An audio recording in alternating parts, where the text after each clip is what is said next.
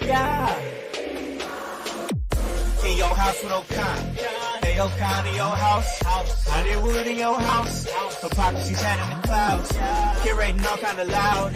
Wrestling in front of the crowds.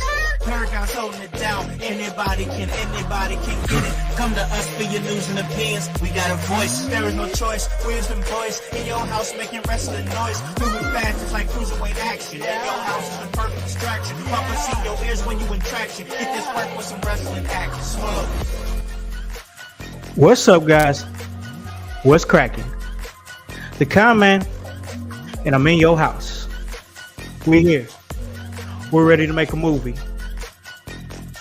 I hope you guys are ready to make a movie. I hope you guys are with the shits.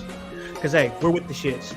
And we're ready to talk a little wrestling. That's right. You already know the vibes. Anytime we slide on through, we're here to give you that work when it comes to this professional wrestling business. And you guys already know how this goes, all right? It's another week. And that means it's another week of wrestling. Because guess what? Wrestling don't stop. It just keeps on going. This is a regular thing here, ladies and gentlemen. So, you know, it's Wednesday. And you guys out there in the household know what that means. That means it is time for another episode of The Raw Deal with Howse and O'Neal. And without further ado, I'm going to bring my co-host on here right now. And of course, that is Divinely Designed Annie O'Neal. Welcome back.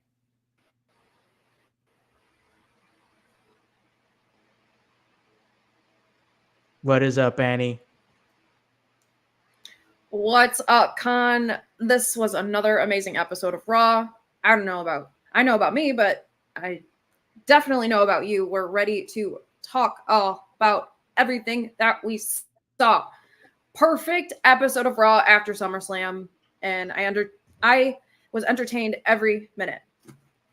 Yes, no, I definitely agree with you there. We're definitely going to get into it. So, of course, as we've done, it's become a tradition on the show. I have to ask you, how's your last week been, Annie? It's been very positive. There are some really awesome opportunities that are finally coming to manifestation. I mean, you know about that. Like when you put the work, you yield the results. And I want to just keep everyone surprised because I'm a little troll and I love keeping I can't reveal the surprise. I can't. But Right. when I'm on the up and up, so is everyone who's along for the ride. So it's gonna be fun. Yes, no, Jiu-jitsu is really I good. definitely feel that. Uh, I Yeah. have my first women's BJJ retreat this weekend. I'm so excited. Ooh, that'll be So fun. that's gonna be Right fun. on. Yes. And I am oftentimes the only woman who's on the mat because I mean that's just what it is. So it's gonna be fun to catch up with other jiu-jitsu girlies who just have a love of the same sport. So it's gonna be great. I'm really excited for that. How about you? What's going on? You have so many different things going on. Catch us up. Oh God. So Yeah. much going on. So it's back to school, so that means the kids is back in Yep. school. Yeah. So I'm running around like a chicken with my head cut off. I can relate to the fact that Sure. you got a few things percolating, a few things that's going on for you right now that's manifesting. Yeah. Kind of things are like that are happening for me currently right now. So like just Awesome. trying to stay ready so I don't have to get ready, and being in that mindset and always staying Right. locked in and ready to go. So it's been a positive Seriously. week. I'm right there with Seriously. you. I'm right there Yeah. with you. It's been a Yeah. positive week.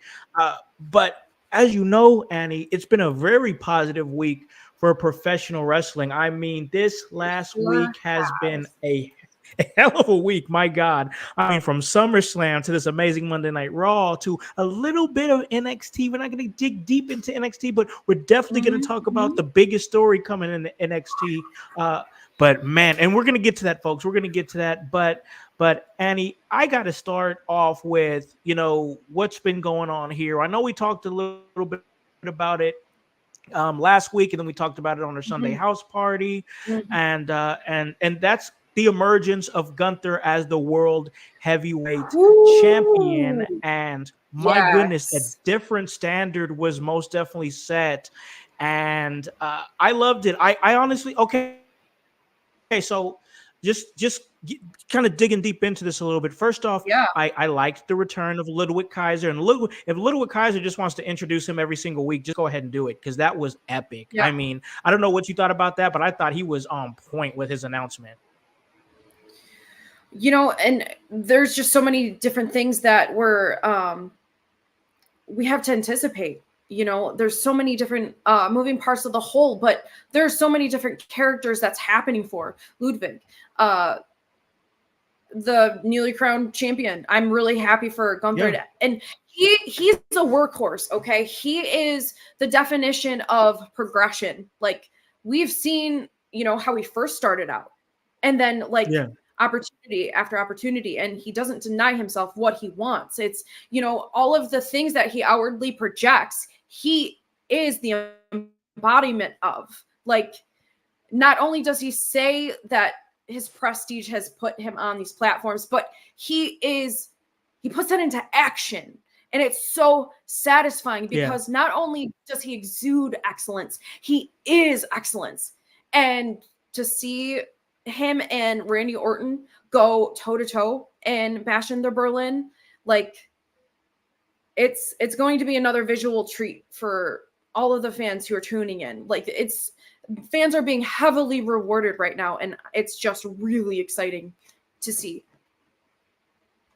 It is. It really is. I really like what you said as far as just the continued excellence of Gunther. Hmm. So like Hmm. when I think of somebody like Gunther, like there's just a few people here that I could think of that I like think of like perennial winners, like just one on Hmm. every single level. Like Hmm. I think of names like Kareem Abdul-Jabbar. I Hmm. think of names like Bill Russell, and I'm talking about people who have won Olympic gold and world championships and Hmm. collegiate championships, like Asia Wilson in the WNBA, who's won on Hmm. every single level. Like that's Hmm. what I think of when I see Gunther is a perennial winner who's won and Yes. been at the best that they could be at every single level. And like it's kind of great to see somebody come to age like that. Mhm. Right. And you know what? One thing that I really enjoyed about the storyline between Damian Priest and Gunther is their polarity in motion. Like they're opposing forces, but they're entirely um opposites of each other. But they Yeah. like that polarity doesn't exist without that symmetry. Like everything that we've heard on that Damian Priest has gone through, um Gunther is the opposite of it, and just they're just parallels that simultaneously coexist, and it's just really interesting. Like even though we heard Gunther go on and on about his privilege. I mean, like you can't he it serves him, but like he proves himself, even Right. though he's had a lot of doors open for him. Like he shows why he deserves it, and even though Yes. like I mean he can come off as a flagrant asshole, obviously, but Yeah. he knows what he is, and like how many people do you know have that self-assuredness, that strong belief in their Not a selfhood. lot.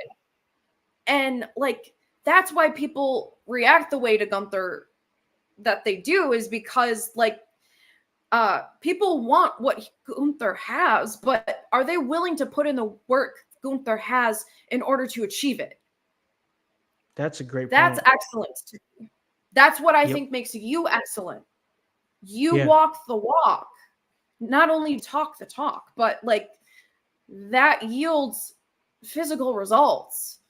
Like Yes. I absolutely appreciate Gunther in so many different ways. And I've heard a recent criticism that Gunther isn't like he's old school. He Yes. Yeah, he is. But I like And that though. Like yeah, please. I want to. What are your thoughts on some of the things that are coming out of my mouth hole? I hear myself talk. I want to hear you talk. yeah, no. I hear what you're saying. Like he's old Yeah. school, but like he's not old school in a way where it's like corny like in the 80s or 90s where it's like America bad, my country good. Like Right. it's not like Right. so just cheesy. It's more It's not like tired. this guy, yes, like he knows who he is. He knows where he's from. He Hmm. represents Europe, Austria, specifically where he's from, Yes. and Right. and he just carries that. He carries his home country with him, and like just naturally because he's working in America, people are gonna be like, oh, look at this smug foreign Hmm. asshole. But Hmm. he's just Gunther's really just being Gunther. He's had every opportunity and every opportunity that's been given to him, he has knocked it out of the park, and it just is what it is. And so, I like, as mean, far as he was Gunther, how long was his IC reign? 666 days. Okay, like that doesn't come without the ability to back it up. Right. Right. Hmm. Even when he was in WWE 2K or not 2K UK, that is when he was in Hmm. WWE UK, he was the longest reigning WWE UK champion there. So like every level that he's been on, he's been just on another level, and like now it makes sense that he would be here right now. And the biggest thing about that is think about it how when Sami Zayn beat him at WrestleMania, it meant something Right. because beating Gunther means something. When somebody finally beats him for that title, I promise you it's going to mean something. Absolutely. And like just the ways that he put Sami Zayn over in the process of that happening was Yeah. so memorable. And I can't wait to see what is next for Gunther. Like, one thing I really do appreciate before we move on is like how he tells such a story without saying any words. Yeah. That's a true like tactician to me. And that, like, give or take, like what you what people personally feel about Gunther, like regardless of that, you can't take your eyes off of him. Like, that's a mark of a true champion to me. So, No, yes. I agree. I agree. And so we're marching into the Bash in Berlin, and it looks like we've got his first opponent set, Annie. It's going to be none other than the Viper, Randy Orton, which I got to tell you, I'm really excited for this match. Yeah. The last time they tangled in King of the Ring, it was a really good match. And like, I got to tell you real quick, going back to King of the Ring, when those two fell together in the bracket, I thought to myself, wow, this is a match I did not know I wanted to see. Right. And Right. it's great, and it's going to be even greater at Bash at Berlin. But like, what are you thinking? What's your thoughts? I just want to get some of your thoughts as far as like Gunther. We're obviously moving in a direction with him where he's going right into a big title defense against Randy Orton. What are you thinking about Randy Orton being his first title defense, and that being in Berlin? That's going to basically be in his backyard. I was just about to say, like, there has to be some home field advantage at play. Yeah. It's you know what? And I think he's gonna do justice to that belt that he just won, especially against Randy Orton. Like, this is real life dream matchmaking, and we get to see it. It's amazing. Like, I'm so over the moon, because you know what happens when Randy Orton steps between those ropes. Just, it's poetry and motion, and it makes me wish I paid attention in physics class. But and you know, as a future Hall of Famer, like, he's going to bring Gunther to an even greater height, and it's just going to be so satisfying to watch it. And I'm excited. I love wrestling. This is why we do what we do. This is, I'm already excited, and I'm only going to be more excited as we get closer to Bash in Berlin. True. I really like the promo between the two. I like Randy making basically the comparisons between the two, and I was like, wow, like I can see Gunther. Like, if I was thinking Gunther, I could definitely see somebody like a Randy Orton, but then mix in a little Dean Malenko in there as well. Like, because my God, all the stuff that Gunther can pull out, his arsenal is so endless. Like it's ridiculous. He can put you away with the sleeper. He can put you away with the power bomb. He can put you away with the Boston Crab. He can put you away with the Texas Cloverleaf. Like, this man has endless like finishers, and like, that I appreciate that about Gunther, that he is a like OG Tony said here in the chat, he is a true pro wrestler, and I truly appreciate that about Gunther. And you know what? I'm a firm believer, like, you're only as good as your opponent. So you need someone that, like, at Randy Orton's level of greatness to pull even more greatness out. And like, it's just so exciting to see. Like, I kind of try to stay away from terms like natural, because with a growth mindset, you can achieve anything. Like, I really do believe that. Sure. But we get to witness two naturals in the ring, and I don't say that lightly. You're not wrong. It's most definitely a great thing to see as far as what this match can do for, not just for Gunther, but also Randy Orton. He's probably like hungry to get in there with Gunther again, wanting that opportunity. Do you think Randy Orton's ever going to reach his prime? Because I don't know if that's a thing. I don't know if that's possible for Randy Orton. He just doesn't, like, the way he doesn't stop is ridiculous. Like, he's literally one of the most consistent performers in WWE history, and it's really great to see. And to still see him sharpening iron with somebody as great as Gunther, I mean, that's just great in itself. This is going to be great for. I mean, this is just an amazing first title defense for Gunther. And I love the fact that there was continuity, because they were like, hey, remember when we fought at King of the Ring, my shoulders weren't down. I remember that because I was like, that man's shoulders were up. I remember. So I remember the continuity. IWC melting down.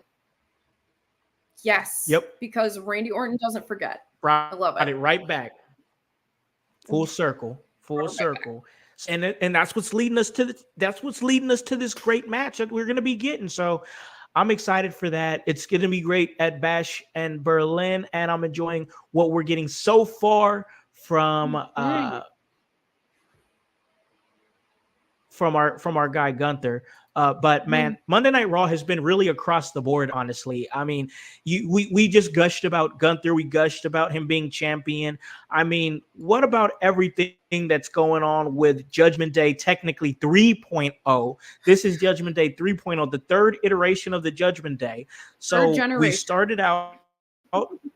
Yes, we started out with, of course, Edge and Damian Priest and Rhea Ripley, and then they kicked Edge out and brought in Finn Balor and eventually Dominic Mysterio and JD McDonough. So now the third iteration is Finn and Dom and JD. Now Carlito is now officially in the group, and Liv Morgan, who, man, what have we been saying? We've been saying this for weeks, that Liv Morgan is trying to take everything from Rhea Ripley.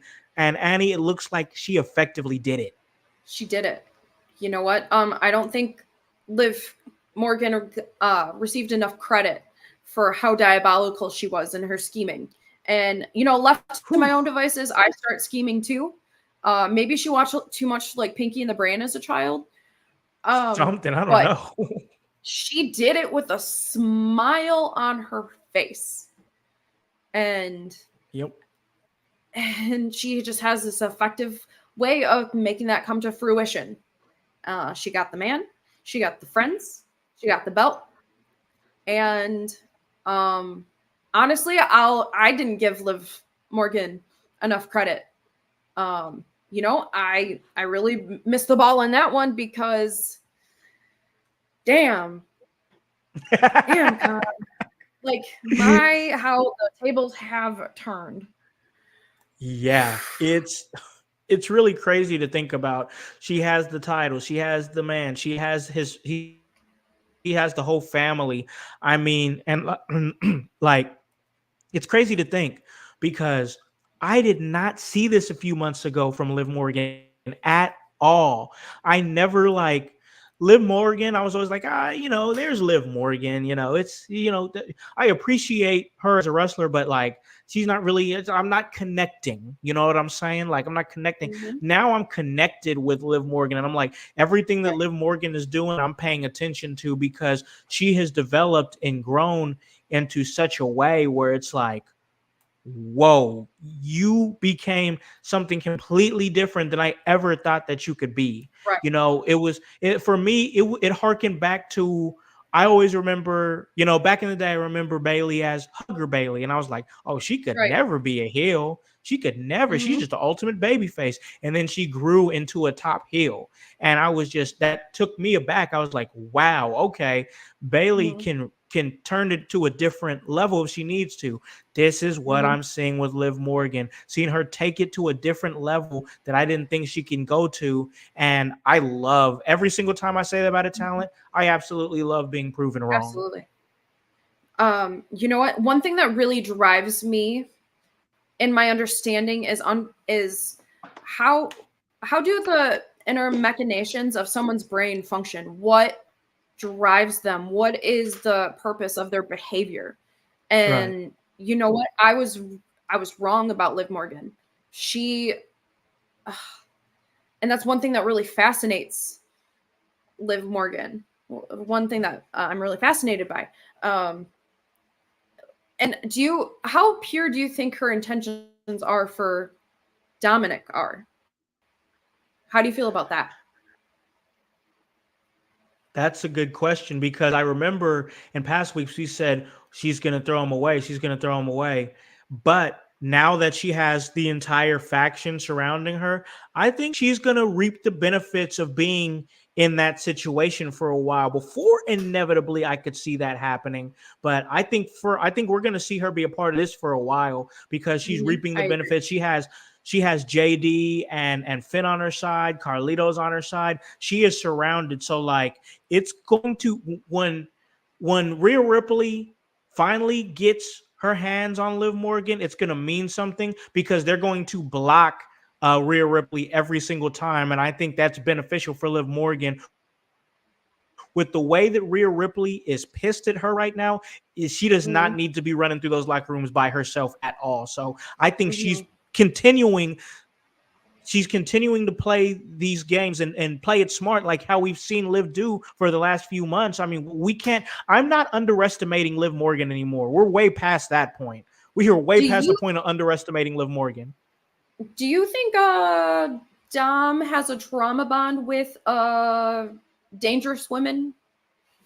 Yes, absolutely. Yes, yes. I think He loves it. Mommy scrambled his brain when she kidnapped him. Yeah. And I think Liv Morgan is dangerous in another way. Yes, it's oh my gosh. So I saw something. I think it was in a press conference. I can't remember. I think it was a SummerSlam press conference. Triple H was on the or he was up in front of the panel, that is, and he said everybody wishes that they could be Dominic Mysterio, and he's like, I don't want to be Dominic Mysterio right now. I do not want to be in his spot at all. And like I get it because like everybody's like, oh, I wish I had two women fighting over me, but he's like, no, have you actually had two women fighting over you? You don't really want that. Okay, especially when Liv Morgan, she love bombs. She gives you she wants to make you feel good so she can draw you in. Like on the outside, I mean, you have eyes. I'm sure you know what Liv Morgan looks like and has, obviously. And she's going to draw you in with her sweet nothings. And she's going to be very seductive while she does it. And then she's going to swallow you whole. And I don't think Dominic Mysterio realizes as he is being swallowed alive and very slowly at that. He's being digested. God, he's being digested by Liv Morgan. He is. Maybe he's deep in the trenches right now. Too badly to the point where like he just needs to feel safe, and Liv Morgan makes him feel safe. I mean, yes, I foresee a prediction that pretty soon here, maybe in the next couple of years, he's going to be calling his dad like, Dad, I need your help. I can see it. Crawling on back. Oh, and I've seen Rhea Ripley when she's mad. Do you want to be on the receiving end of that? I mean, I don't know. Yes and no. Like, the scarousal is abundant. I mean, it's definitely makes you question some things, but that's okay. That's okay. Oh man, Rhea Ripley. Gotta love Rhea Ripley. Well, like I said, I'll keep that to myself, but we'll move on. No, I want to hear you said something that piqued my interest and I don't want to let it go, but for the show's sake, I will. Oh, okay. Well, I guess for the record, I would be dominated by Rhea Ripley and I'd be okay with it. So anyway, like I was saying, moving on next to the show here on Raw Deal with Howse and O'Neal. Let's talk about Finn Balor. Let's talk about Finn Balor though. Finn Balor, who once again, I've been talking about Finn Balor for months, literal months. And to me, this is exactly what needed to happen in the time that it needed to happen. We've called it for the last couple of weeks, honestly.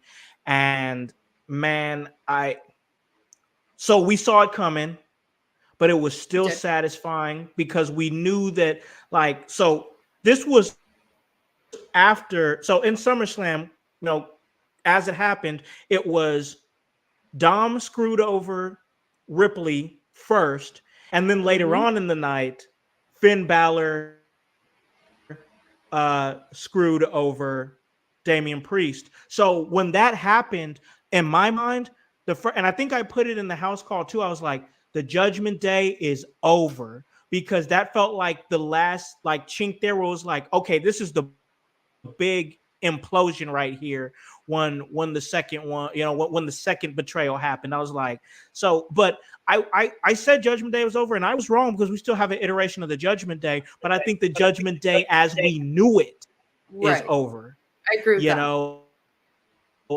So it was really an interesting thing. And then Finn's promo, I want to talk about Finn's promo for sure. Finn came up, and it was very close up on Finn's face, and Finn was like, we agreed there was going to be no leaders, and when you did what you did to me, harkening back to a year ago, he was like, I was waiting to do this, and I'll be there to stab you in the back again and again and again and again.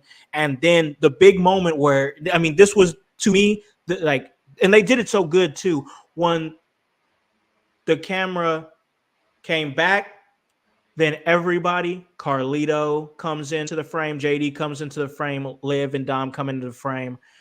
It was like, ooh, like they was all in on it. And at that point, you saw the anger, and in Damian Priest's face. You kind of heard it in the crowd too.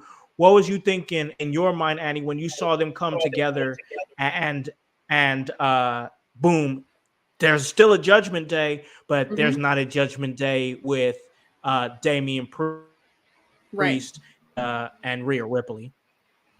First thing I want to point out is I feel like Finn Balor is a hypocrite. Okay. The line where he said, you said there were no leaders. Well, he's in the center of the group, looking like he is presumably the leader. Exactly. And like, that's just what my eyes saw. And how long has this animosity for Damian Priest been just brewing? And I'll take it a step further. How long were they planning this entire time when they were fronting like all of them were a cohesive unit? Were they just planning someone else's demise? Because I'm thinking about that. Were these I don't know. I don't want people who might feel like they're outliers standing in the shadow of someone else's greatness. Were they just planning to basically stage a mutiny the entire time? Because I feel like this was the first moment where Carlito was actually solidified as a moment or as a true member of Judgment Day. No one before this point, did anyone else actually want him there? And that's not a strong enough bond for me. Like feeling like, I don't know, like a fifth wheel. Like, is that like you're the token member of the Judgment Day? Yeah. That's You're making points. You're making good points. And you know what? Damian Priest got the job done. When is the last time Finn Balor has held a title? Let's just throw it out there. Hey, only thing he's been touching is tag team gold, and that's about it. And you still need someone else's help to get there. So could Finn do it all alone? Can he do it without being surrounded by his flacky? I don't know. Because I feel like Finn Balor will he'll touch greatness instead of actually be great. Because he rode Damian Priest's coattails along the way. Oh, And Finn Balor, Oh, hot take would, city. Finn Balor would not be in the position he is in without it being Damian Priest's sloppy just seconds. I'm just saying. Oh my God. Oh No my one, God. Finn Balor. the big haters never want to examine why they're haters in the first place. That is a good point. And I can say this, like I said, I've been saying for months, pay attention to what Finn Balor is doing. He's been hating on Damian Priest in the background. He's been saying, "Oh, you changed ever since you became champion." All the breadcrumbs have been there. They've been right given to you if you've been paying attention and watching. Now the question is, what's going to happen for Finn Balor past this Damian Priest feud? Because it's like we've talked about now that, and it really happened. Like I've been talking about it for the last couple of days with different people, and I think a lot of people agree that, man, it was one of those cases where Damian Priest lost the championship, but became a bigger star in losing the championship, and he feels 100%. bigger. He feels bigger. So like I guess my question is for you is like I think we know that the trajectory of Damian Priest can go right back to the World Heavyweight Championship picture after Finn Balor feud is done. My question for you is, after the Finn Balor and Damian Priest feud is done, what's going to be next for Finn Balor? Ooh, I mean, I'm just going to throw that back to my original point, because Finn Balor wouldn't touch greatness if it wasn't for Damian Priest. So, and you know what? And more proof I'm going to throw to my statement, because your girl loves facts. So I'm just going to hit our listeners with some facts. So Damian Priest can function without being in a group. You know, when he was ousted from his family, supposedly, allegedly, he gained a whole larger family. And that was the people in the audience when he delivered that promo. You know, he said that he lost his family and he gained an even greater one. And it was the family that was present in Maryland. So, and you know what?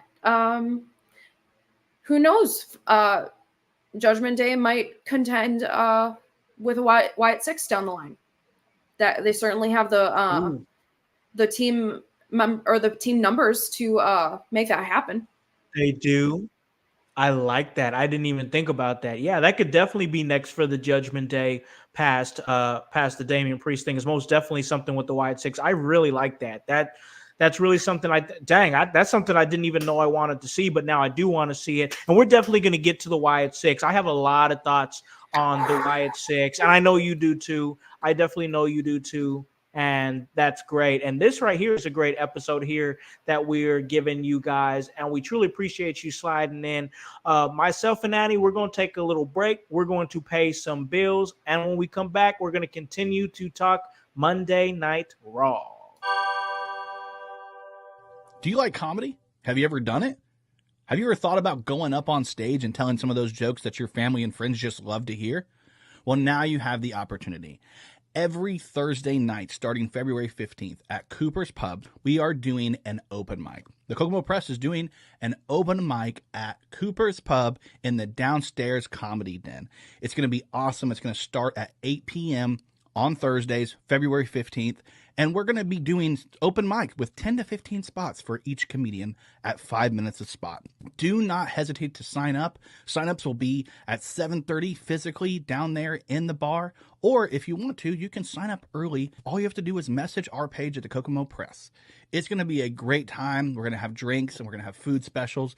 And it's all a part of Cooper's Pub. You just go straight in, and instead of making a right, you make a left, you go downstairs, you make a left, and you're right down there in the comedy den. Myself and Brian Allen West are excited to see you, and we'll also have friends that you may know, like Jordan Bell, a.k.a. Hypocrisy Jones, Sean Dalrymple, a local comedian we love, and even Courtney Richardson. You're going to see us all out there. We're going to be having a blast. And again, it starts February 15th, but after that, it's every Thursday at 8 p.m. in the comedy den downstairs at Cooper's Pub. Hope to see you there.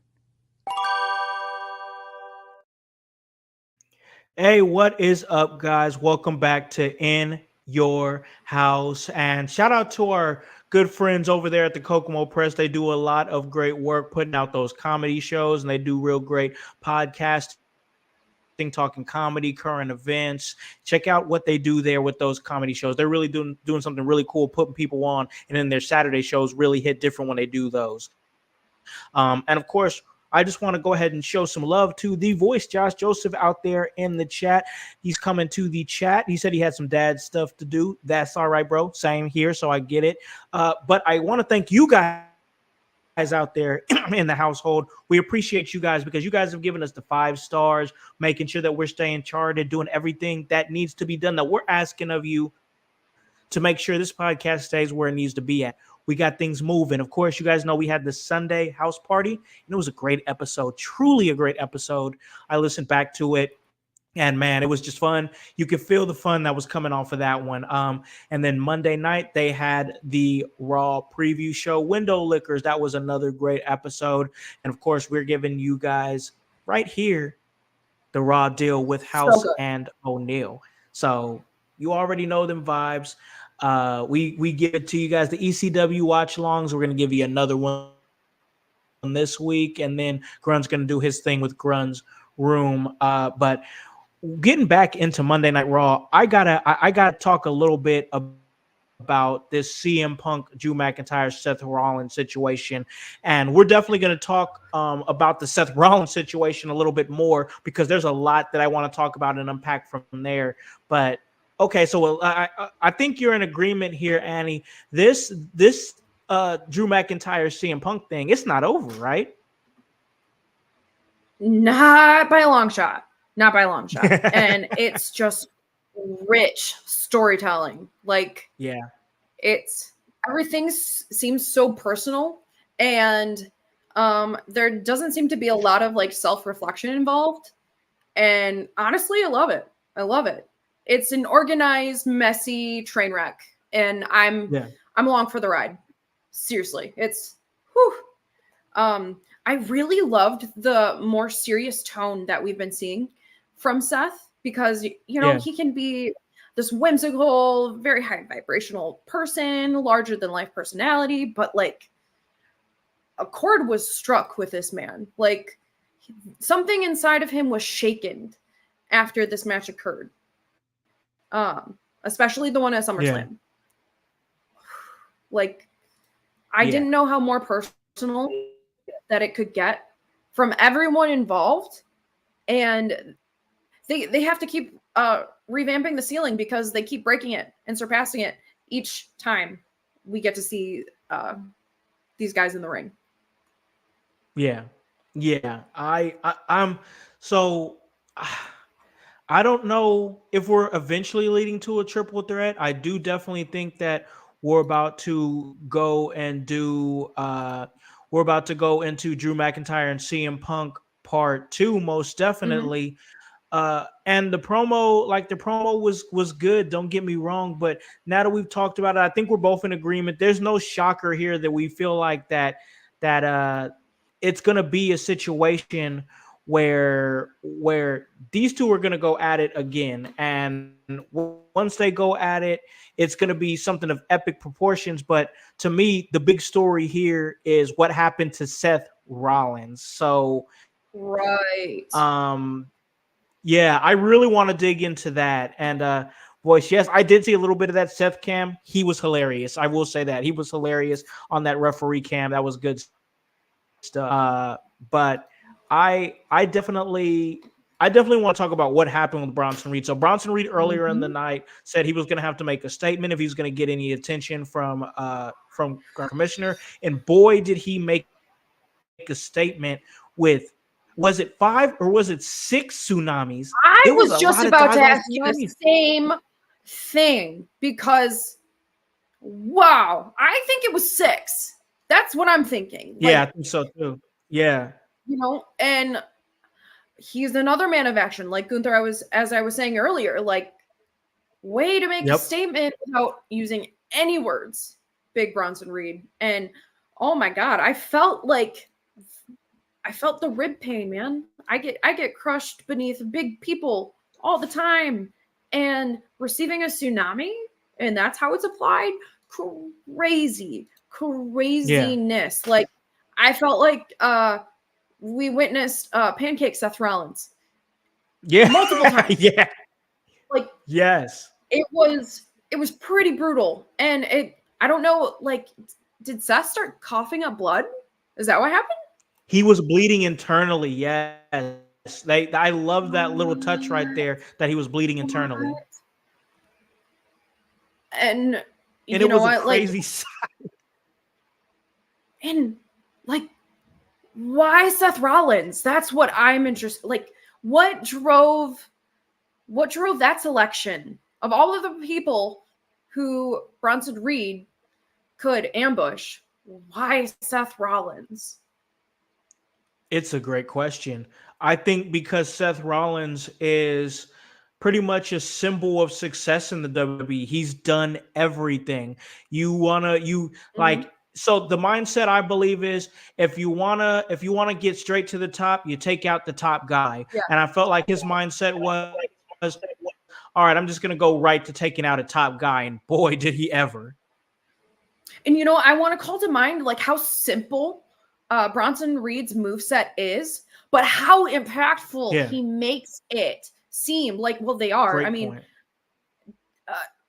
I think his a Death Valley Driver is not a complicated move at all, but it's his larger than life energy that he exudes. Like, I'm going to rip a man in half, and he's going to do it effectively. Like, every movement that Bronson Reed made, like, it was purposeful. And I love when someone can issue a statement like that without even opening their mouth. Like, that's just insane to me. Yeah. No, and that's exactly what he did. Is he made an absolute statement. And like, so one thing I always heard about like finishers and whatnot, because Bronson Reed's finisher is not, like you said, not complicated. His moveset's not complicated, but a splash. Everybody at some point does a splash, and I forget where I heard it from. I wish I could reference it, but I always heard that it doesn't matter like how simple the finisher is if you're the best at doing it. Seriously. It doesn't matter how simple the move is if you're the best at doing it. And he's definitely something to keep your eye on. And I feel bad for the next time that Seth Rollins meets Bronson Reed in the ring. And he's been taking on people like Pete Dunne and Sheamus. And just like, I don't know, maybe he doesn't have a cause. He's just doing what needs to be done in order to be taken even more seriously. I mean,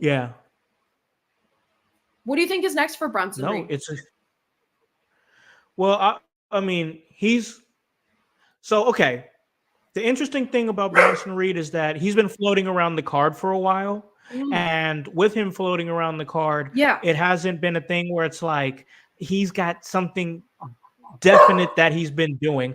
I feel like that with this Seth feud, it's gonna put him in the direction of, if he can, so think about it. If he could pick up a win over Seth Rollins, you can start putting him, all right, we see him differently now. We see him as somebody who could quite possibly get into the upper mid card.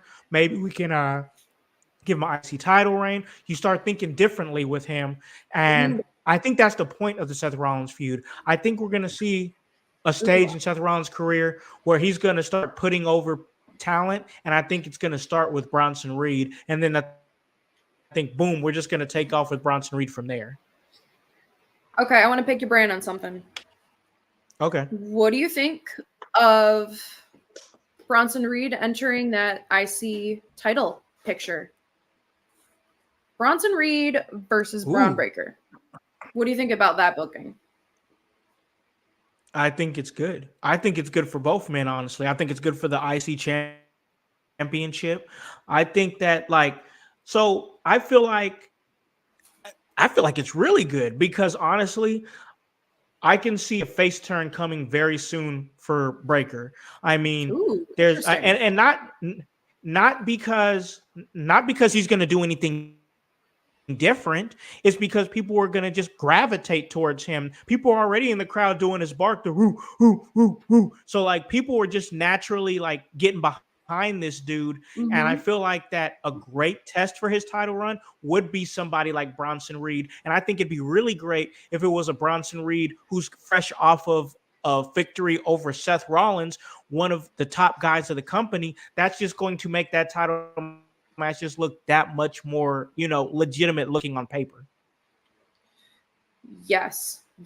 I can't wait to see, hopefully, because that's just what became a match I didn't know I wanted to see. And yeah, I just love two vicious opponents who see nothing but red and bodies just start hitting the floor. I love it. That's a match I could see being all over the place, to be honest with you. Right. Ringside, maybe a little bit out into the crowd, bring it back in the ring, somebody getting speared through a barricade. So much different things you could do. I wouldn't go this far, but like, because I don't think they're like that big. But like, it would be interesting to have them do like a power bomb spot, and then we get a little callback to like back when a couple of times the rings collapsed in a match. So that'd be interesting too. So hey, you never know. Yes. But I like the thought. I really do. That works for me. Yes. I think that would be a really fun match for Bronson Reed and Bron Breakker. The names almost sound synonymous. Yeah. We need more variation in the name. Right. Bronson. Well, there's three. Exactly. There's 3 Brons on Monday Night Raw. What are we doing? You got Bron Breakker, you got Bronson Reed, and you got Braun Strowman. My little baby brain gets confused. It's 3. We don't need that many. We don't. Somebody's going to have to take one for the team. Somebody's going to take one for the team and get a name change. I think that it should be Breakker, and I think he should be a Steiner. I think he should be a Steiner. Why doesn't he have that? Why doesn't he have the namesake? I don't know. I've been complaining about that. I complained about it so long I stopped complaining about it. Yeah, Pillman. Changed his name on his own.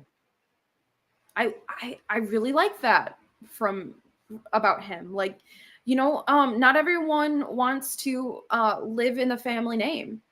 He wants a solid identity away from what he's grown up with. And I honestly, I found that really refreshing because I think he's a big enough character where he doesn't need to follow path. I was going to say, really cool. If you're just really carving your own path, like, it's cool. You know what I'm saying? Like, I totally get it. And I also totally get wanting to pay homage and want him, because like nostalgic minded people, like, they're like, oh, Bronson Steiner. Oh, I remember his dad and his uncle in a tag team. I get that. I understand that. Right. But like the trajectory that somebody like Bron Breakker is on is most definitely a part where it's like, okay, he's Bron Breakker. We know that he's, the son of Rick Steiner, but like the trajectory that he's on, we recognize him as Bron Breakker, And I feel like that would legitimize Bron Breakker even more. Like, and it just depends on the person. It depends on who their family line is. But I really feel like in this case, I think Bron Breakker would reach a whole nother level if he had the name change. Yeah. Yeah. It's a good thought. We didn't see much from Bron Breakker. We didn't see much from Bron Breakker except from a promo, which I don't think that you really needed to see much, honestly. Like, you got something with Breakker, like that's something where it's like we need to pull him back, and then like maybe we'll put him on TV next week or something like that. I think you really gotta flirt with people with Breakker now because he's over. Right. So like we don't want to overexpose him, but we don't want to keep him Right, on TV exactly. too long either, you know? I think we just need to ride the moment. Let Yep. the dust settle before Braun Breaker reemerges back into the picture, because obviously he made it himself known there. He did the work in order to Yep. be considered that champion. So and plus, Sure. I feel like so many of the storylines are title driven right now. Like the audience needs a break from that, because the IC picture isn't going to change. Yeah. And because it's title chase, title chase, title chase, like it's really easy to burn the audience out on something like that. I agree. No, that's why storylines like the Judgment Day implosion is important. That's why storylines like Mhm. CM Punk and Seth Rollins is important, and even storylines that are starting to come to fruition now, like the New Day and AOP, and we saw the emergence of Odyssey Jones, who's been drafted by Monday Night Raw for Yes. over a year, now comes and does, and okay. So the authors of pain are not small men. Like Akam and Razar are not small men, and Right. Odyssey Jones had them both up at the same time at Sidewalk Slams. That was pretty impressive, I think. Yes. But what did you think about seeing Odyssey Jones come and help the New Day at dispatch AOP and the Final Testament? You know what? I honestly think it's someone who exudes that big muscle person in the group without trying to do what Big E was, because you can never replace Big E. You really can't. No. He's a one of a kind talent, but it was really cool to see someone have similar energy but carve it in their own way. Did you sense some animosity from Xavier Woods? Yeah, I'm glad you I brought saw a that up. look, Con. I don't know what that was about, but I know what my eyes see, and I saw a look. Yep, I saw it too. Where do you think that Okay. came from? What do you think the energy was behind that? So this has been a lightweight discussion that's been had a little bit, and Mm-hmm. I want to bring it up here. I think that everybody's thinking, oh, we're gonna have Odyssey Jones as the Big E replacement. And like you say, you can't really replace Big E. I just don't think that's anything we need to try to do, and it's not going to be a good look. I don't I think it's think going to that help tag team chemistry is Odyssey once in a Jones. lifetime thing.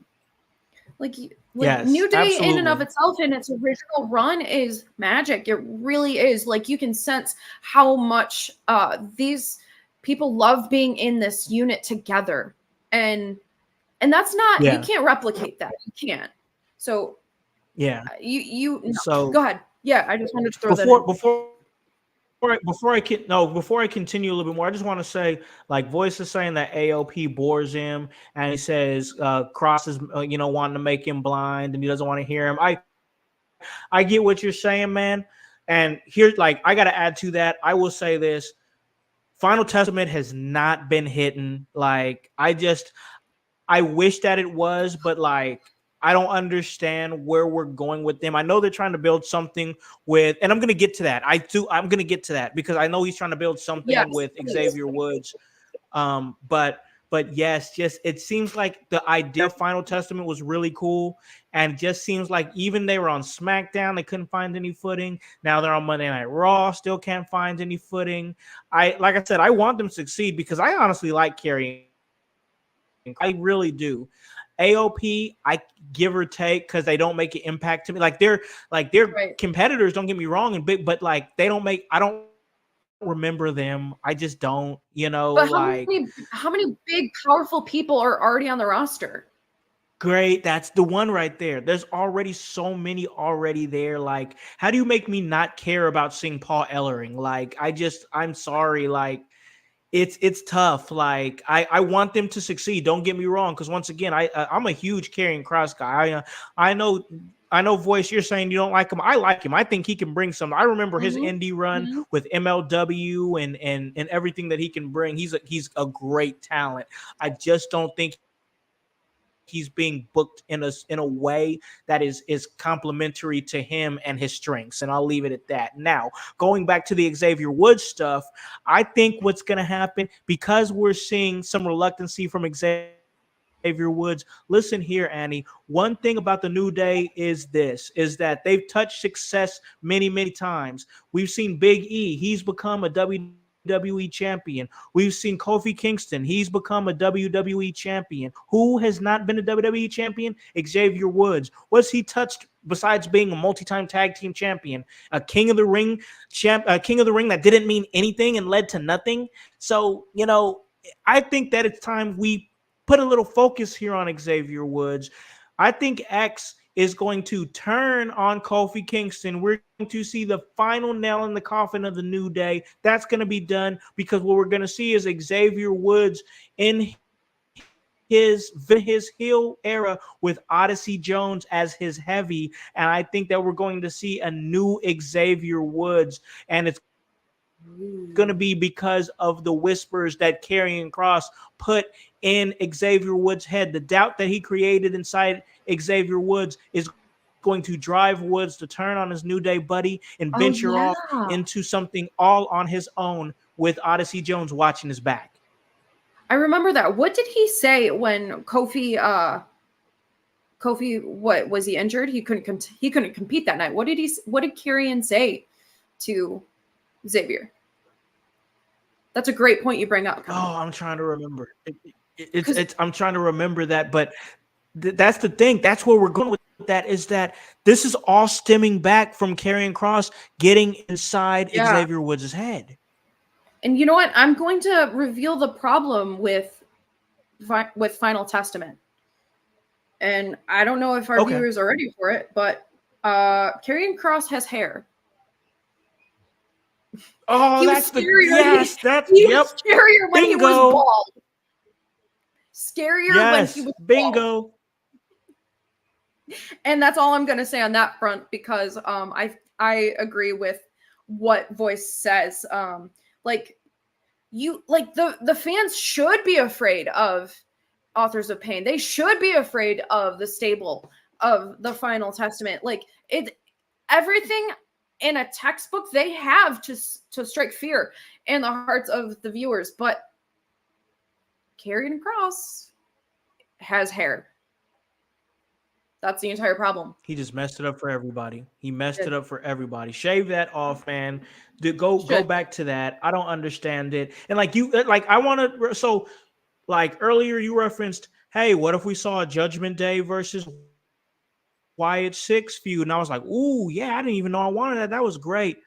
I would not be interested in the slightest bit in a Wyatt 6 Final Testament feud. Don't give that to me. I don't want that in the slightest bit at all. Bring that up because I was going to ask you about that. How you would feel about I don't want to see it.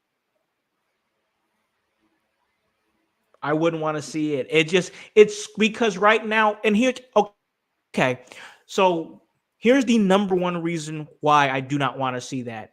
Because right now, Wyatt 6 is feuding with American Made, which we'll get to the new name and everything. I love the new look and I love it. Great.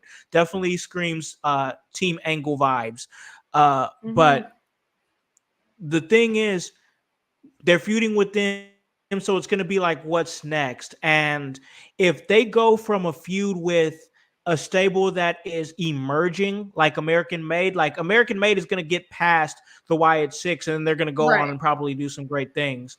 And went into a feud with the Final Testament, and this is not just because I'm not vibing with the Final Testament. To me, them going and feuding with the Final Testament feels like a step down when they should be stepping up. Agreed. No one likes a wet blanket, Con. I don't. Yeah. I just that triggers my sensory issues. Okay, hell no. Yeah. I want to see them going good places, and right now, Final Testament is just what they're a they're a testament to mediocrity, and that's exactly what they are. And It's like it, a bunch of it people just just sitting and catering who have nothing to do, and they're just gonna go on live air and play rock, paper, scissors. Yeah, I don't know. I don't understand the structure of the stable really. Like, why do we have two managers?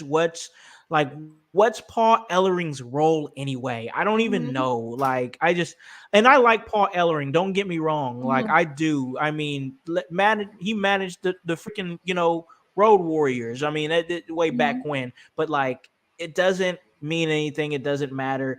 I'm not gonna sit up here and just keep bashing the Final Testament. I promise But I'm seriously, not. I was making this But point a few weeks ago. Final Testament reminds me of like uh people who wanted to recreate like a Mad Max cosplay. And not in a that's the fun one way right there. because I enjoy Mad Yeah, Max. yeah. That's I'm sorry I that's put that tough. tag That's a on it tough for you. comparison. My God, I'm not, but that's just how I feel. jeez. I understand. I understand. So I mean, we got to move on here. We got to keep Mhm, going here and get back. We were just talking a little bit about the Judgment Day. I want to talk about mhm. this match between Damian Priest and JD McDonough. So like, So good. I it was way better than what I expected it to be, Annie. Like, Really? I was like, my Well, God. yeah. And like, sometimes because they're focused so much on the character work, which I'm okay with that. Like, I'm okay with the fact that we're focused on the character work. Sometimes we forget that JD just, he was trying to weasel his way in the group. And then he was, he seemed like he was just like, oh, I just want to be friends with you guys. I just want to be in the group, blah, blah, blah. All in the midst of him getting into the Judgment Day and doing all that stuff. We forget this guy can wrestle his ass off. And he showed that on Monday night as he went against Damian Priest in a good match. I really enjoyed this match. And it was one of those where I was like, it's a Monday night. They're probably not gonna do too much, and they gave a lot more than what I expected. What do you think about the match, though? First of all, JD McDonough reminds me of your like the kid brother or sister that your mom makes you take to places because they just want to come Yeah, along. That's yeah, that's the energy that JD McDonough gives. Um, yeah. but I didn't realize that JD McDonough was trained by Finn Balor, and once I realized it, I Yes. could see it. I could see it in his motions. The way that he just falls through air. It's like, how did you know how to fall through gravity like that? Like, I didn't Yeah. see it. And it's like, wow, kid, you got some moxie. You really do. I don't want to hear you talk, but like, we can see you wrestle. That was very surprising. Very, very, very Yeah. surprising. He Voice says he does need needs a a head reduction. That head is massive, man. What? I really do feel like JD McDonough's like arch nemesis are doorways. Oh, yes. It's true. It's so true. I'm not It's even hilarious. I'm not even surprised what comes out of my mouth anymore, Con, but that's why I'm on And a podcast. And did you hear the commentary when JD hit Damian Priest with that headbutt? They're like, "Oh, that's like a boulder coming down on you." I was like, "Whoa!" I mean, but seriously, look at the noggin on Finn Balor. Like when he was making his way through the birth canal, like, dang, did you hate your mom already? Like, Jeez, same thing with jeez. JD McDonough. Like, damn, you're really using your head. Yeah, yeah, he's double. It's double time for sure. Don't It's get me double time for started, John, sure on because I'm that. not gonna stop. I was gonna say, like, oh, it's about to be, stand up with Annie O'Neal here. That we love it. You We said we love were with it. the shits, and we really are. Yes, yeah, facts, huge facts. And like, who else was with the shits was Rhea Ripley, and Rhea Ripley was really ready to put Liv Morgan and give her that razor's edge through that table, and in comes sleazy Dominic Mysterio with the save. How long do you think it's going to be before Rhea Ripley actually gets her hands on Liv Morgan. You know what? I think we saw that seed planted at SummerSlam, because at the very beginning of their match, Liv was playing cat and mouse with Rhea. I think it's going to be a while before we see that, because like I love the elusive fact that, you know what? I really do feel like Liv is going to evade mommy as long as she can. Yeah. Because she, like Finn Balor and JD McDonough, they're really good at playing head games. Oh my God. All right. You got a million of them here. Jeez. I told you. Good Lord. We're firing on all cylinders today, Con. Yes, we are. We are. I love it. I love it. All right. So I want to ask you another question about this here. You're good. Uh-huh. Listen, that's what we're here to do. That is what we're here to do. That's why I love to do this. Absolutely. Let me ask you this. Do you think so back in the day we had China and Eddie Guerrero in a match. Mm-hmm. Do you think with the, I don't know if they're going to do this, but like with the evolution of wrestling and intergender wrestling, do you think there's a possibility that we could see Dominic Mysterio versus Rhea Ripley in a match? You know what? I had the same thought when I saw all of them in the ring together. I'm like, is this setting up for an intergender match? Yes, please. Book it, WWE. I know those people who listen to this podcast, and we need these words to be carried to the people in power. Like, book it, run it, because that would be, I don't know if it's ever been done, but it's a good opportunity. It's good business. It is. I absolutely think it's good business. I think that you do something like that, let's just normalize it. Like, I'm absolutely down with that. And if you're going to do it, this is absolutely the perfect scenario to do it. I mean, the way they've built everything, it is just a perfect scenario. I would love to see it. And like, it's like what said, yes, China was absolutely wrestling dude. She was the Intercontinental Champion at one point. I mean, and she broke down so many walls. Love China. And like, for me, Rhea Ripley is just like a happy throwback to China. I know Rhea Ripley is Rhea Ripley. Don't get me wrong, but definitely those China vibes, and like, I love it. I love it because I love China, you know? Yeah, and you know what? China broke down so many of the barriers, and a lot of the things that women can do now are because of brave women like China. You know what? If we want 100% true equality, let the women wrestle. Yes, we see talented women go head to head with other talented women, but why not let these women showcase more of what they can do and wrestle the men? And you know what? You can book a match without it looking like domestic violence. You can. You don't even have to throw strikes. But that's just a testament to what skills these people are sitting on. Let them wrestle, because I want to see Mommy go head to head with Dominic Mysterio.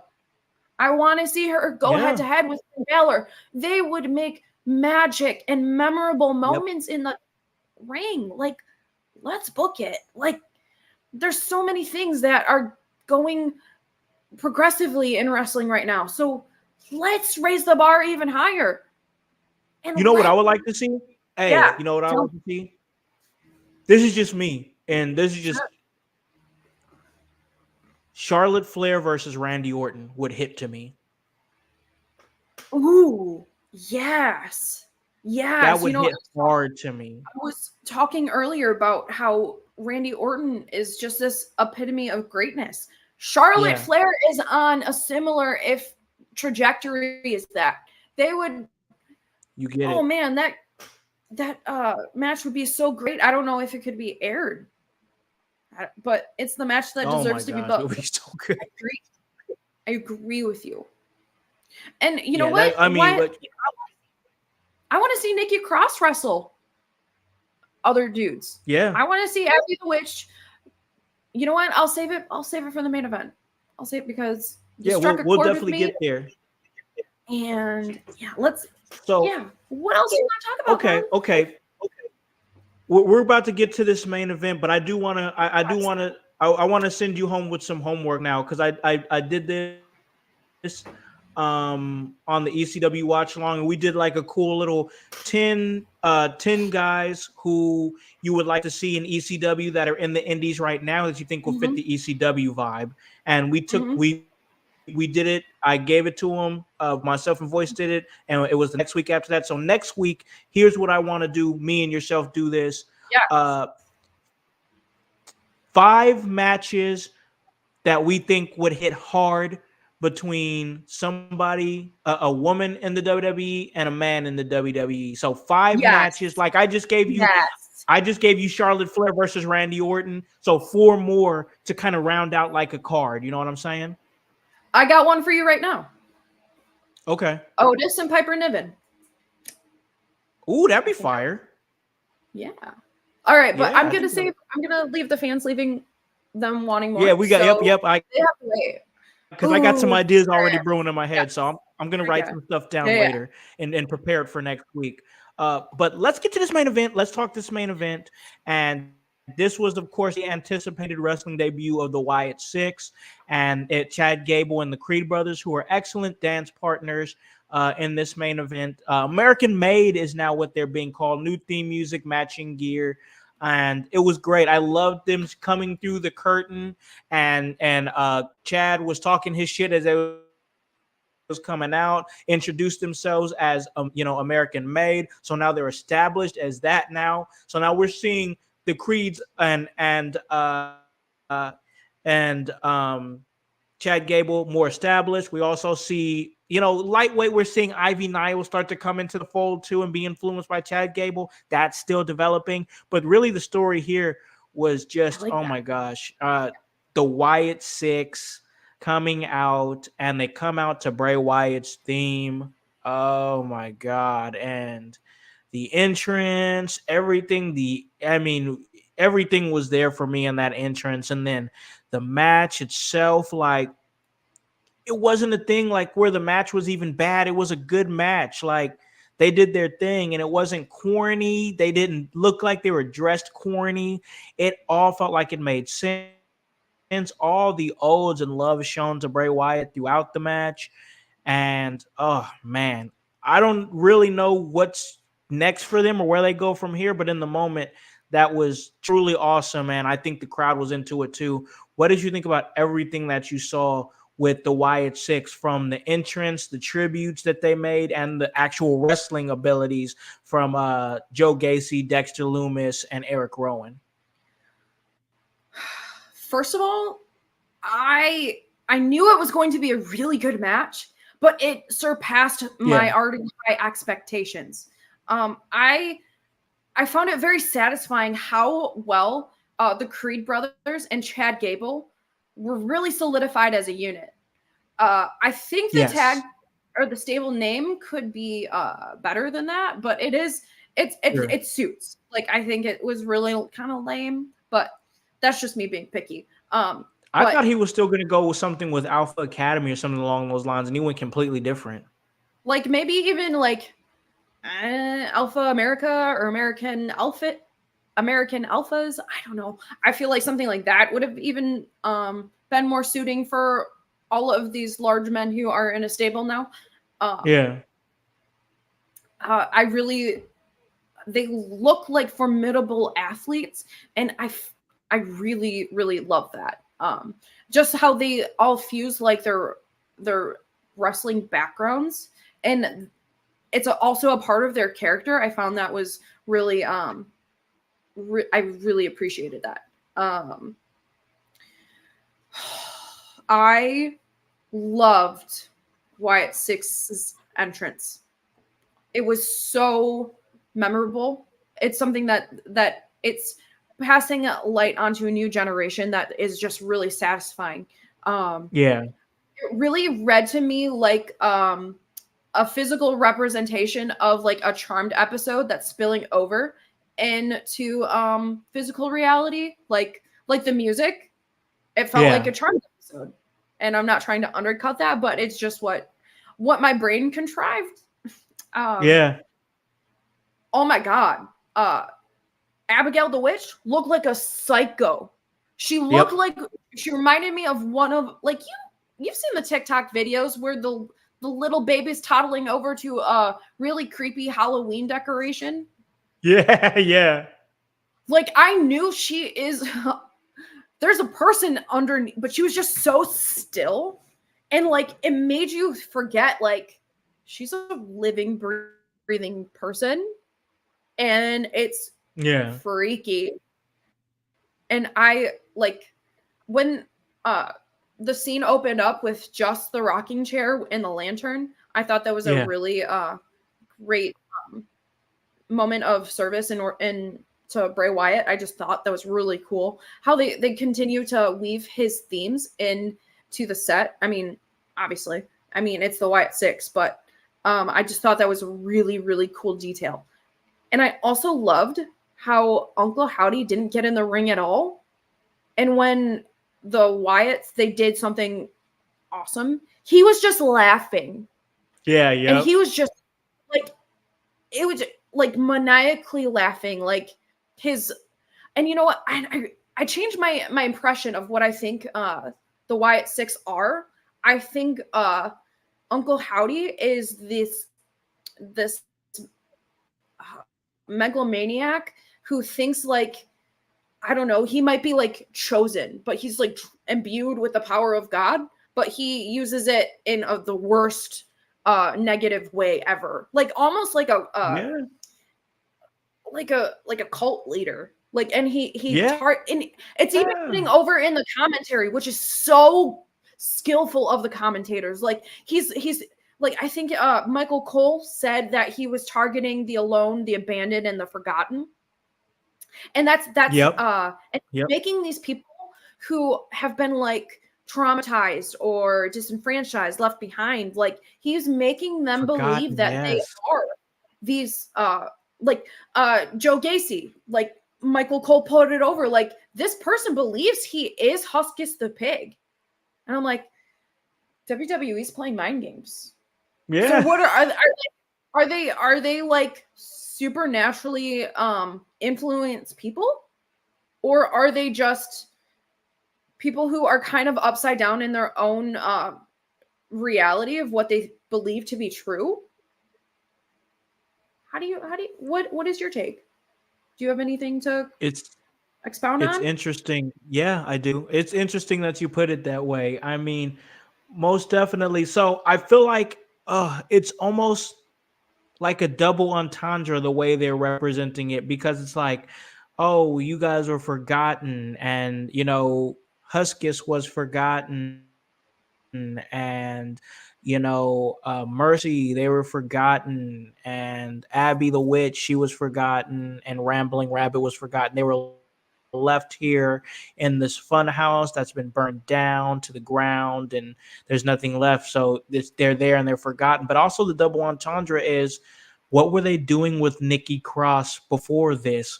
What were they doing with Joe Gacy before this? What were they doing with Dexter Lumis before this? Eric Rowan wasn't even signed with the company.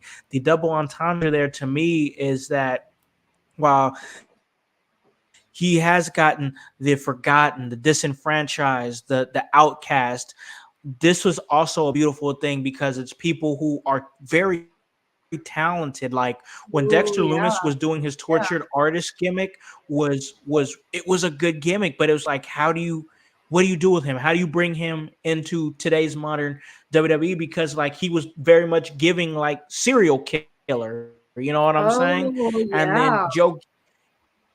And then Joe Gacy, who was a cult leader himself when he was the leader of Schism in NXT, and he's a tortured soul and things of that nature. Very much, very much in the way that Bray Wyatt was. There's been those Bray Wyatt comparisons with Joe Gacy.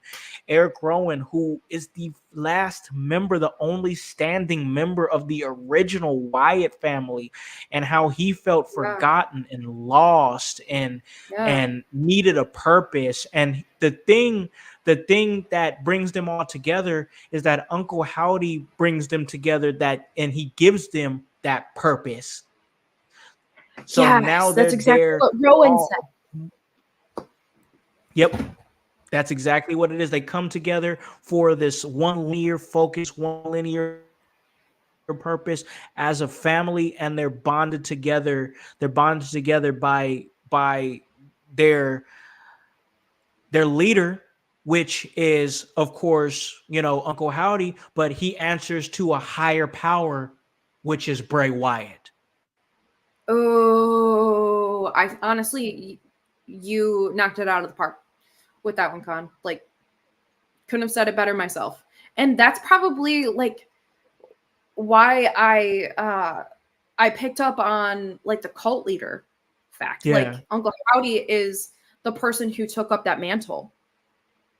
So maybe he's being driven by a force from beyond. Yeah. And the Wyatt Six are, the hands and feet of that higher power. And they don't realize it because they are the abandoned, the forgotten, and the lonely. Like, one thing that really struck me, and I just said it a few minutes ago, like, you really, if people tell you are, if you listen.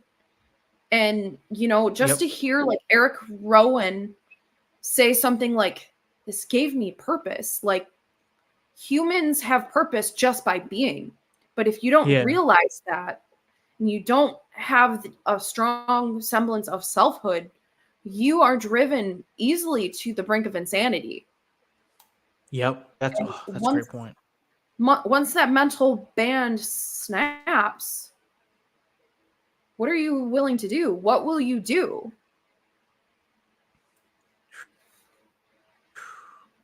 It's a great point. There's so much things that tie into this Wyatt thing. I mean, it just hits on such a different level. Like it's and of course that question is, what's next now? I mean, what is going to be next for the Wyatts? And they're kind of, the more I've been thinking about it and marinating on what you said earlier in the podcast, I could definitely see the Judgment Day coming down the pipeline for the Wyatts at some point, because what is it if it isn't a broken family? And what has the Wyatts been targeting? Broken families. So there's definitely something there, but we see the Wyatts pick up a win. I really thought they were impressive. I mean, it wasn't it didn't seem like that these guys were just put together like, hey, we're here to get together for Bray Wyatt. They actually have a move set they've put together, and it makes sense. And like, those Uranagis are amazing. Yes, like just a few setups I'm really that I picked up. Yeah. They were outside the ring, and they were in front of the announce table with the Creed brothers, and the Creed brothers, they're taking on it was Loomis and it was Joe Gacy, and the synchronicity I was watching, and then the Creed brothers went to throw like an overhand, and then that was the perfect setup into their crispy Uranagis, and then they were driven into the announce table. Like, they were not, like, the Creed brothers were not going to get up the same people. They were cemented into that announce table. And it was just good wrestling. I love it. It was a really great match. So let me ask you this. I don't know how far your wrestling catalog goes back. So I'll just ask, and if you don't know, it's fine. I'll bring you up to speed. Are you aware at all of the Flock from WCW? No, I am not, and I want to learn. Tell me. Bring me up to speed. So the Flock was a mid-card stable in WCW in the mid-90s. And it was led by Raven, if you remember Raven from his time in WCW and ECW and a little bit of WWE. And he had members he had members that kind of followed him, they were his followers, and he was very much like, it was giving uh like goth type vibes, like just he was more like, his thing was quote the Raven, nevermore, and he would have these very poetic promos of his pain and everything. And it was, there was many different iterations of it, but it had like Billy Kidman in there in WCW, and it also had Perry Saturn. He was in that group too. But there was many different variations of the flock.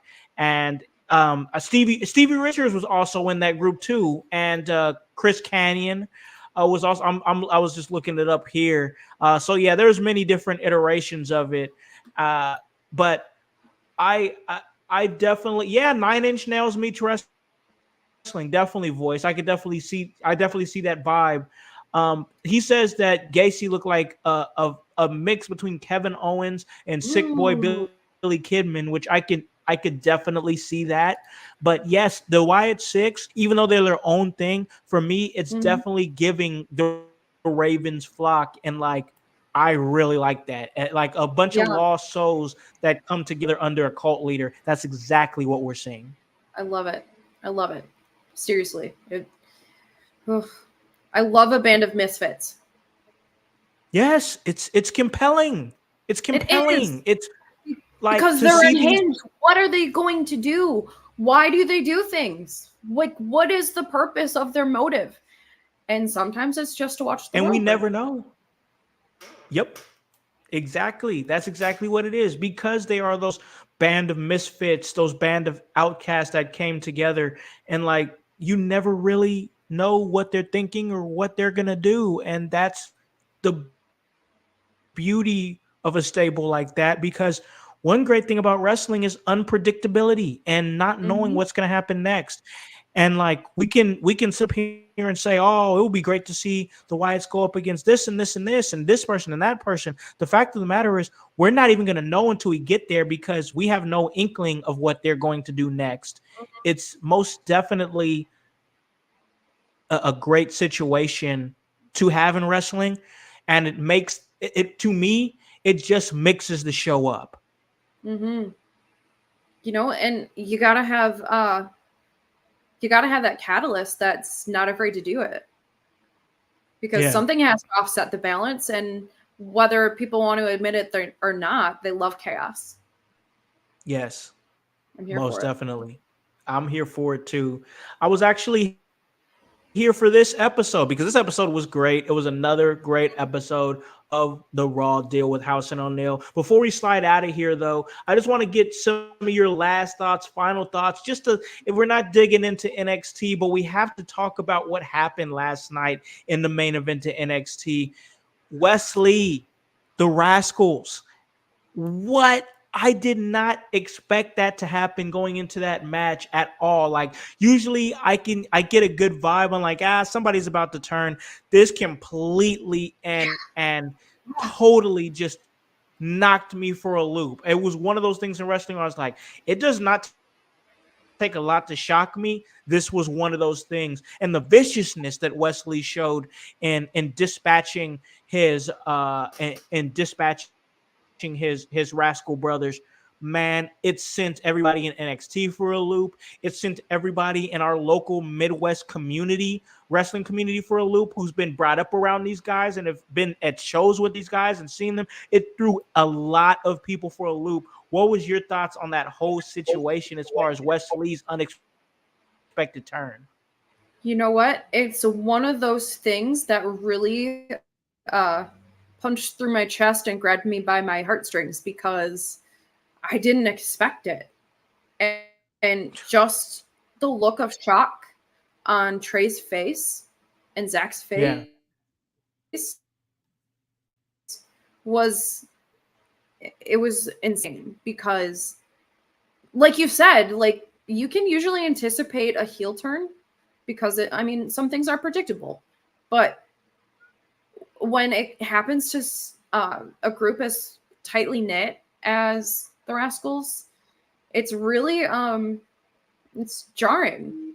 Like, why Wesley? Like, Why you were West? so excited to be on the same stage, and they're really a group who broke ground in this Oh new yeah. generation of, like, they're doing things unheard of. And then Yep. so soon after this long awaited reunion, it just, like, what was present in the foundation where it started crumbling? Because I didn't see it. Usually there are signs. Yep.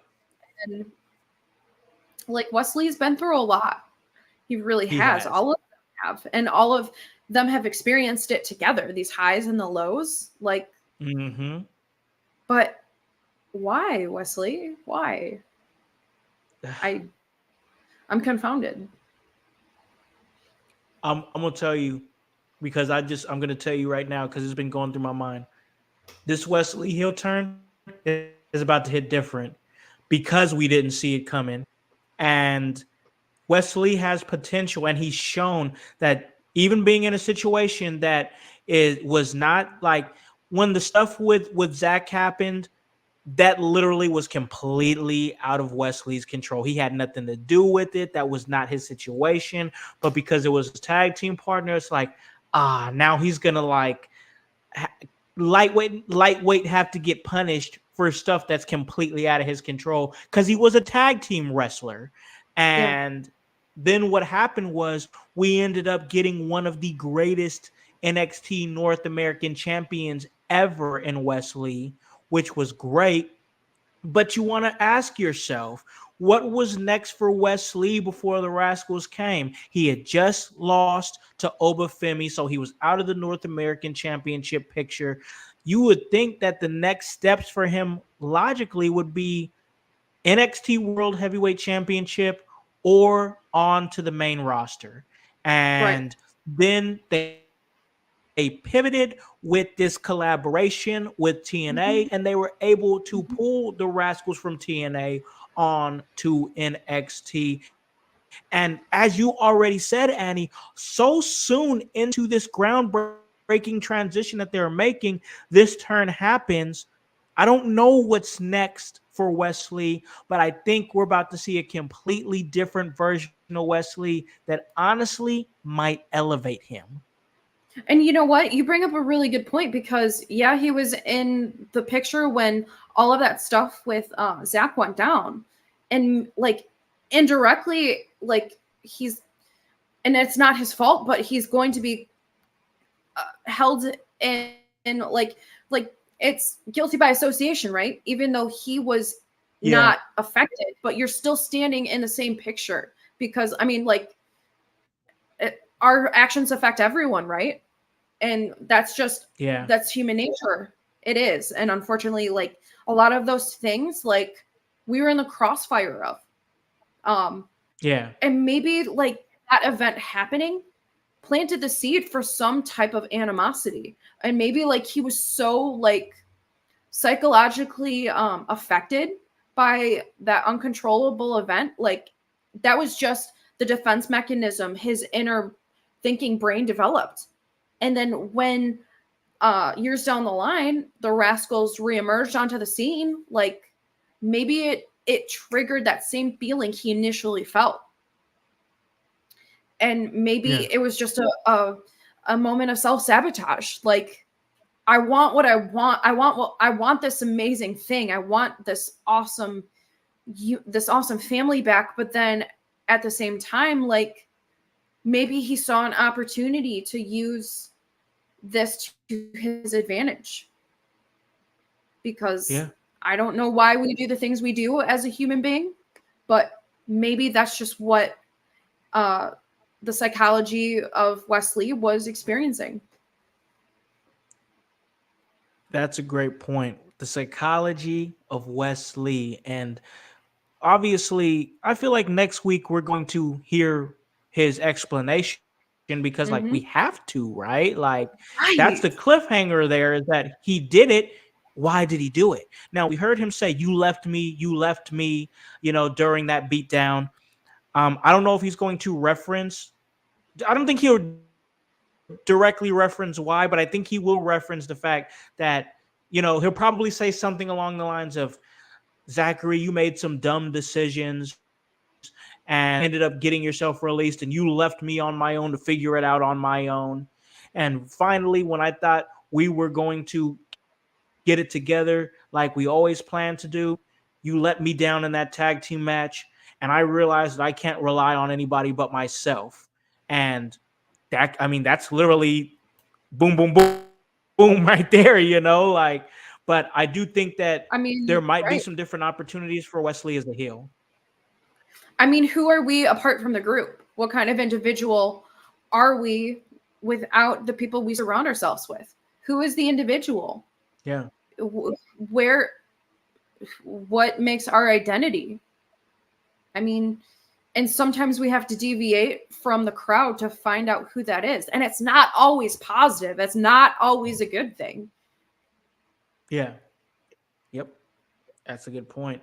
We're gonna see what happens with Wesley. It was a compelling story, and I felt like it needed to be talked about I because agree. it really sent shockwaves through not just NXT, but once again to like in the entire Midwest community that's been on shows with these guys. And of course they've been all around, but like they're predominantly from the Midwest area and has been known. So like this was way bigger than WWE when this breakup Right. happened. It Right. affected so many. So I felt like it had to be talked about. We talked about it. Now we're going to see what happens with Wesley past that. I think we only get a couple of more Trey Miguel and Zach Wentz appearances on NXT before they go back to TNA, because I don't think we're going to see, like, there's only going to be a few people that are going to really make that, big switch. I think we're seeing it with Joe Hendry. Joe Hendry, I think, is somebody that's going to make that transition from TNA to NXT full time at some point. But we'll see. We will He definitely didn't see. appear behind you, so I'm a little disappointed, I but that's know he okay. should have just turned around and appeared. You know what? Yes, Clap would help, but that's we'll, it. It's the clap. I'll charge the connection later. Maybe Yeah, it'll maybe a little happen. bit later Sure. we'll get him here and see what the situation is. But until then, we're gonna call this a really great episode.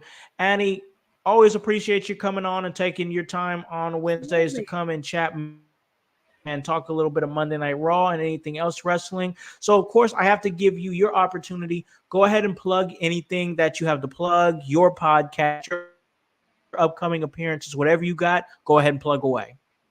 I have an episode of Bumpin' and Thumping dropping with Leela Hall that'll come out very soon. And on deck, I have an amazing, chaotic interview lined up with Kevin Calloway. That's going to be a banger. So make sure you keep your eyes peeled on my socials for that. I think my next show is with Divine Pro. That is occurring September 6th. And that's going to be really fun. Okay. We have Billy Starks in the main event. Billy is awesome. So, Billy is awesome. I love Billy. and she will be in the championship match with it is Celabujo, and I think it's Heather Blue. Anyway, if I'm wrong, Okay. I'm sorry. Anyway, I'm not sorry. But yeah, lots of good things coming up. Oh, I have, like I said earlier, my first ever women's BJJ retreat coming up this weekend, and I'm really excited for that. That'll be awesome. Yeah, I love learning from different powerful women. Like, it's a thing. Like, that's why I'm here. But Yeah. watch the show. Also watch Window Liquors, Grun's Room, all of their shows, because Yes. it's in your house, and I'm happy to be here. But that's all that's going on with me. How about you? Take it away, Right house on. man. No problem. And we're happy to have you in your house. And you guys already know where you guys can catch me at. I'm going to be right here doing my thing on In Your House. And man, I got a couple of shows in the works. So I know that September 14th, that's going to be coming up, and that is going to be Emerge 81. I'll be back there on commentary. I had to miss our August show, a lot of movings from the August show, but I had to miss it. It was my kid's birthday, but I'll be back September 14th to get back on that commentary table and give you guys that workout in Columbus like you guys know that I do. On the 11th of September, I will be back at Wrestle Arts for another opportunity to be on commentary again. This is once again going to be another IWTV show. And actually, the last show that they did is now on YouTube. So that show is on there. That's Wrestle Arts 17. That's available now. You can hear my lovely voice on commentary with Jeff Edge as we commentated 3 matches. It was an awesome time. And guys, you already know right here, you got your Sunday house parties as we give you guys as much as the team as we possibly can on a Sunday. And we just break it all down, everything, all the happenings from the week. I love those Sunday shows. They're always fun. Monday, Window Lickers. You got Joshua Joseph and Grunmeister. They team up for the Raw preview show. It's always a vibe. Pretty soon, we're going to get rolling. Myself and Hypocrisy Jones, we're going to give you the Smoke Sesh, Hype Smoke Sesh on Tuesdays. We're going to just be talking about current events in wrestling, not breaking down any shows, just talking current events. Wednesday, you already know what it is. We're here right now. It's the Raw Deal with Howse O'Neal, where we break down Monday Night Raw. And my God, have these episodes been fun, because Monday Night Raw has been funner. So that's been great. Friday, the ECW watch alongs with myself and the voice, Josh Joseph. Those have been great. What are myself and the voice going to watch next on our ECW watch along?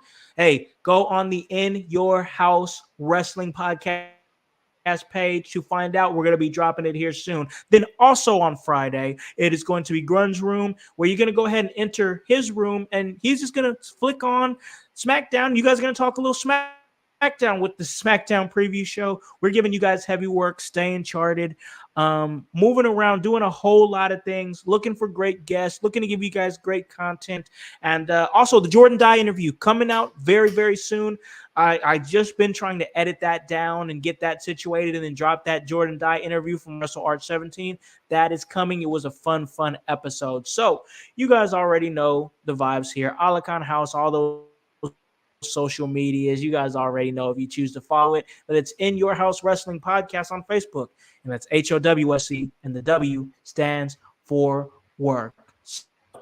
For Divinely Designed Annie O'Neal, for the voice Josh Joseph, for the Grunmeister, for Hypocrisy Jones, for the world's most dangerous podcaster paragon, I am Alakan, the Concept House, here to remind you to tell a friend, to tell a friend, to tell a friend to hop on this bandwagon.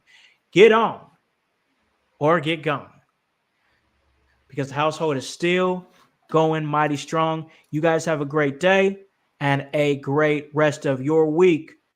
Peace. Hey guys, it's your boy, the director, Con House of In Your House, and I'm here to let you know about a small business that produces beard products and also supports small stage, independent, professional wrestling stars. It's called Ring Master Beard Company. Try one of their several scents, beard oils, balms, or mustache wax, and keep your beard looking and feeling sweet. Purchase your favorite wrestlers or personalities' personalized scent, and they receive a portion of each sale. And with that being said, don't forget to pick up a bottle of the Director in Alakan House Special. Your boy, a blend of eucalyptus, mint, and tea tree oil. Have your beard feeling fresh. Have your beard feeling smooth, just like your boy, the Director. Follow Ringmaster Beard Company on Twitter and Instagram at Ringmaster Beard, or on their Facebook page, and that is Ringmaster Beard Company. Check it out. Get your beard cream. Hit your beard with that. Because sometimes being a master in the ring means mastering your